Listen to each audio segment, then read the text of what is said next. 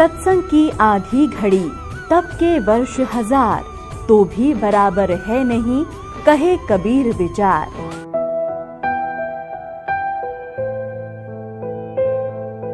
लावो उन्मनी तारी, उन्मन तारी, उन्मन की व्याख्या जैसे जब आपको सही यहाँ का उस परमात्मा का परिचय हो जाएगा, संसार का इस काल के जाल से आप परिचित हो जाओगे, फिर यहाँ आपने ना तो नाचना सुहावे, ना गाना अच्छा लगे, ना कोई विशेष चटक मटक कपड़े पहनने अच्छे लगेंगे। न्यू क्या करें, आज कैसे तो उन्मन सा बैठा है।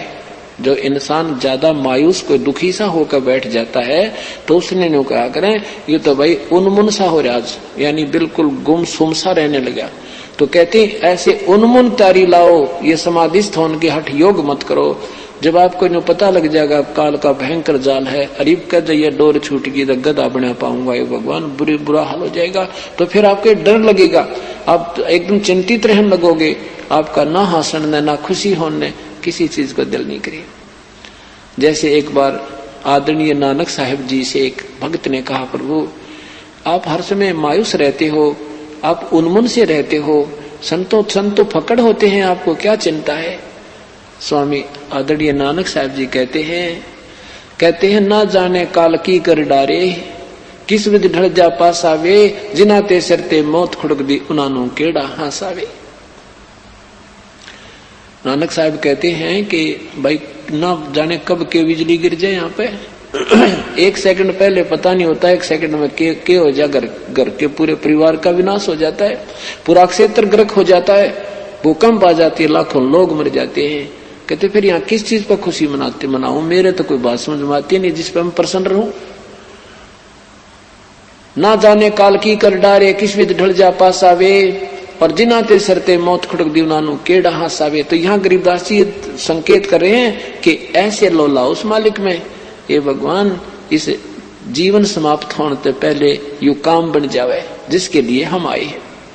इसको कहते हैं समाधिस्थ होना, ये मेडिटेशन है हमारा, इसको सहज समाधि कहते हैं। वह उसकी चाह, उसका वो प्राप्ति के लगन हटे नहीं दिल तक। जैसे टेंशन होगी या टेंशन बनाओ, चिंतन इसी को कहते हैं, इसी को चिंता कहते हैं। चिंता तो सतनाम की और न चिंता दासे, जो कोई चिंता नाम बिना वही काल की फांस। तो उस भक्त ने पूछा कि प्रभु क्या आप कभी प्रसन्न नहीं होते। होता हूं, मैं खुशी बनाता हूं। साध मिले साड़ी शादी होंदी, विछड़ जा दिलगीरी वे, अख दे नानक सुनो जहाना मुश्किल हाल फकीरी वे।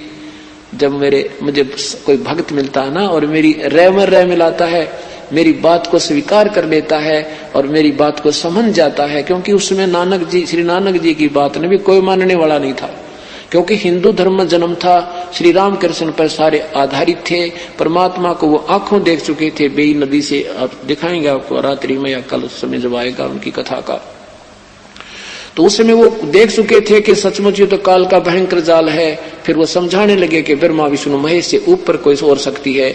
उन्होंने गीता जी के जो परमात्मा ने उनको 7 श्लोक पूछे थे कि इस गीता जी को आप नित्य पढ़ते हो, इन 7 श्लोकों का उत्तर दो। तो नानक साहब को वो बात समझ में आई, तो फिर वो 7 श्लोक सिलेक्ट कर लिए गीता जी में, और किसी भी ऋषि महात्मा के पास जाते थे, इन 7 श्लोकों के विषय में पूछते थे, सारे फ्यूज हो जाते थे, किसी को उत्तर नहीं आता था।